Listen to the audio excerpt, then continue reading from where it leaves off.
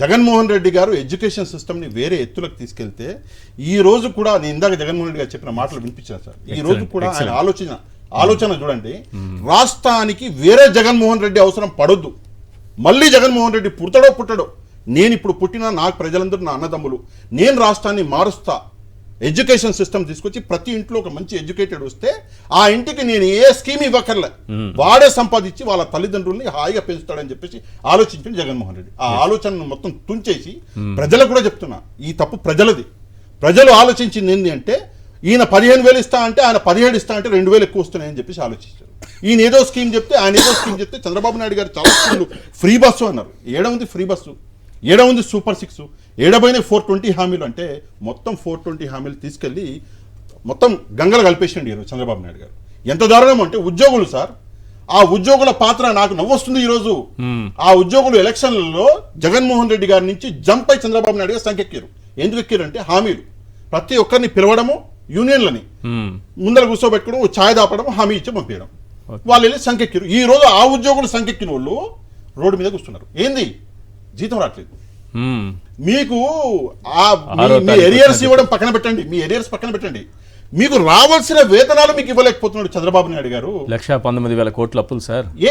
అది కూడా ఎంత 7 నెలల్లో బడ్జెట్ లోపల చేసి పరిధిలో చేసిన అప్పులే 75,000 కోట్లు. 7 నెలల్లో ఒకసారి ఆలోచించండి. 5 సంవత్సరాలు ఒకవేళ ప్రభుత్వం ఉంటే this will be the national record. Indian హిస్టరీలో ఇంతవరకు ఇంత పెద్ద అప్పులు చేసినటువంటి రాష్ట్రం ఉండదు. సెంట్రల్ గవర్నమెంట్ కూడా ఆపదు. ఎందుకు ఆపదు అంటే సెంట్రల్ గవర్నమెంట్ నడిపించేది ఎవరు? చంద్రబాబు నాయుడు గారు. ఇటు నితీష్ కుమార్ ఆపడు, తీసుకో అప్పు అంటాడు. మొత్తంగా అప్పు ఎవరి మీద నెత్తి మీద పడుతుంది? రాష్ట్ర ప్రజల నెత్తి మీద పడుతుంది. రేపు పొద్దున జగన్మోహన్ రెడ్డి గారు వస్తే తీర్చాల్సింది ఎవరు? జగన్మోహన్ రెడ్డి గారు తీర్చారు. ఒక్క విషయం సార్, చంద్రబాబు నాయుడు గారికి క్లారిటీ ఉంది. నేను మళ్ళీ రాను, ఉన్న రోజులు నేనే ఈ 5 సంవత్సరాలు ఉంటా, మళ్ళీ నేను వచ్చే అవకాశం లేదు. అందుకే నేను ఏం చేసినా కూడా జగన్మోహన్ రెడ్డి వస్తాడు, అప్పులు తీర్చే జగన్మోహన్ రెడ్డి, ప్రజలకు మంచి చేయాలని జగన్మోహన్ రెడ్డి అని చెప్పేసి చంద్రబాబు నాయుడు గారికి క్లారిటీ ఉంది. అదే కాకుండా ఇంకొక వ్యక్తికి కూడా క్లారిటీ ఉంది సార్. ఎవరు అంటే పచ్చ మీడియా. పచ్చ మీడియా నాకు అర్థమైపోయింది. పచ్చ మీడియాలో ఒక పెద్ద ఆయన పేరు చెప్పొచ్చా? చెప్పండి. రాధాకృష్ణ గారు ఉన్నారు, రాధాకృష్ణ గారు. ఆయనకి చంద్రబాబు నాయుడు గారి తర్వాత ఇంత క్లారిటీ ఉన్నది ఆయనకి. అందుకే ఆయన ఏం చేస్తున్నాడు కొన్ని రోజుల నుంచి అంటే చంద్రబాబు నాయుడు గారికి వ్యతిరేకంగా కొన్ని రాత ఇంతవరకు సార్ పెన్ను కదపలే ఇన్ని సంవత్సరాలలో. జగన్ అనేటటువంటి భూతాన్ని లోపల పెట్టి బంధించారంట.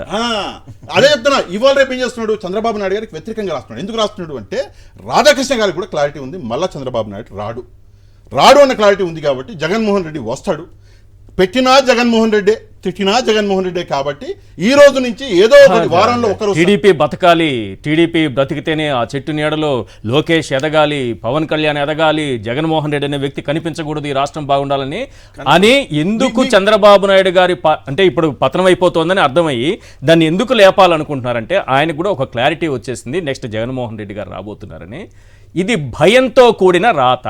మీకు చెప్తున్నా, భయంతో కూడిన ఒక్క వారంలో తక్కువ చెప్తున్నా, వారంలో ఒక్క రోజు 2 రాష్ట్రాల్లో భయపడుతున్న వ్యక్తి ఎవరనేది ఆ రాతలు చూస్తే మనకు అర్థమైపోతుంది. వారం రోజుల్లో ఒక్కడైనా చంద్రబాబు నాయుడు గారికి వ్యతిరేకంగా రాస్తాడు. ఇప్పుడు చూడండి, ప్రతి వారం మంత్రుల విషయాలు కూడా రాశారు కదా, అన్ని రాస్తున్నారు.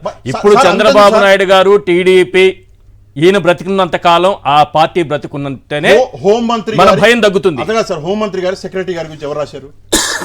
ఆయనే కదా, ఆయనే రాధాకృష్ణ గారు కదా. ఎందుకు అచ్చెన్నాయుడు పిఏ గురించి రామోజీరావు గారి పేపర్ రాసింది. మరి అదే కదా. ఇప్పుడు చంద్రబాబుని టీడీపీని బ్రతికించుకుంటూ ఎన్నేళ్ళైనా బ్రతికించుకుంటూ ఉంటేనే మనం ధైర్యంగా ఇక్కడ ఉండగలం అనేటటువంటిది వచ్చింది. లేదంటే భయం ఎలా ఉంటుందనేది ఆ భయం నుంచి పుట్టుకొచ్చిన రాతలే. జగన్మోహన్ రెడ్డి దయ్యం, ఆ దయ్యాన్ని ఒక దీంట్లో బంధించారు. మీరు నేను అందరూ లోకేష్ గారు కూడా థ్యాంక్స్ చెప్పాలి. రైట్.